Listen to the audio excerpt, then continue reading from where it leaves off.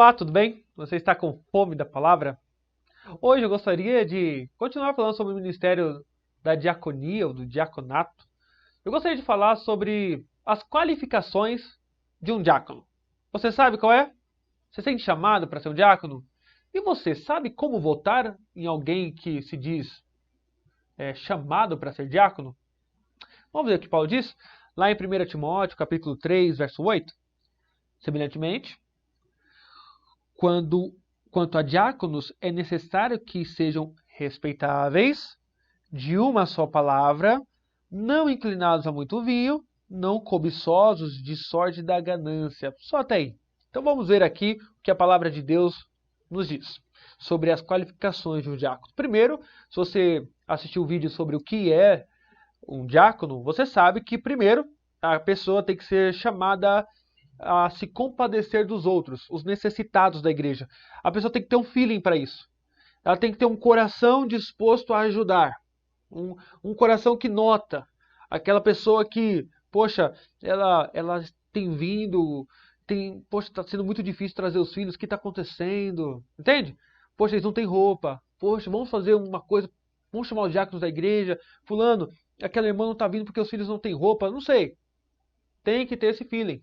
Feeling de ação social, tá bom?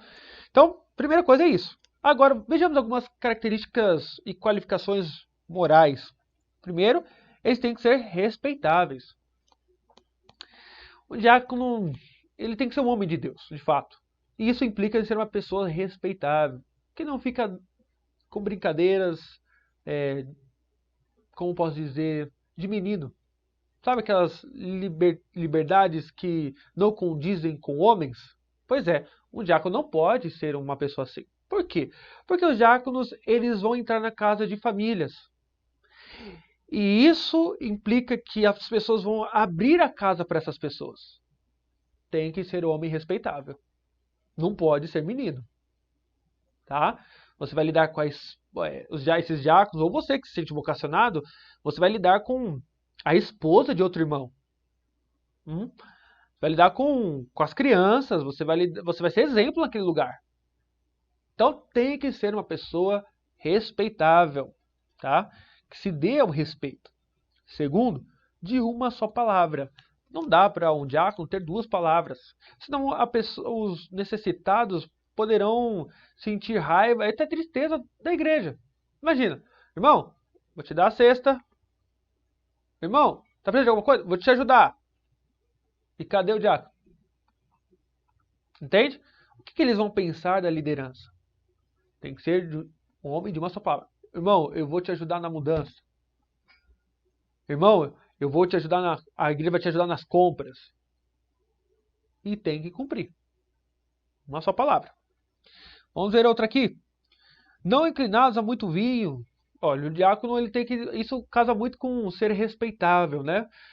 Volto a dizer, isso se aplica aos presbíteros também. Boa parte do que foi falado aos presbíteros se aplica também aos diáconos. Então, se você é um alcoólatra e é dominado pela bebida, você não pode exercer o ministério. Simples assim. Trate o seu problema, trate o seu pecado, vamos chamar não de problema, esquece isso. Pecado diante de Deus, dos irmãos, do conselho, para depois querer exercer ministério na casa do Senhor. Tá? Não pode ser dominado pelo vinho. E por fim, não cobiçosos de sorte da ganância, ou ganância imunda. É interessante, né? Os presbíteros não podem ser avarentos, né? Amor ao dinheiro, e assim por diante. Os diáconos aqui, a ênfase cai para o outro lado. Embora envolva dinheiro, aqui está apontando para a ideia de gatuno mesmo, de ladrão. O diácono lida com primícias. Ele não pode ficar com o olho grande das primícias da igreja. Ele não pode ficar cobiçando as coisas que são para os pobres e necessitados. Ele não pode ser tentado a subtrair aquilo que é para o cuidado do povo de Deus. Então, se você tem essa tendência, esse pecado, se você não tratar, você não pode ser um diácono. E você estará pecando se assim for.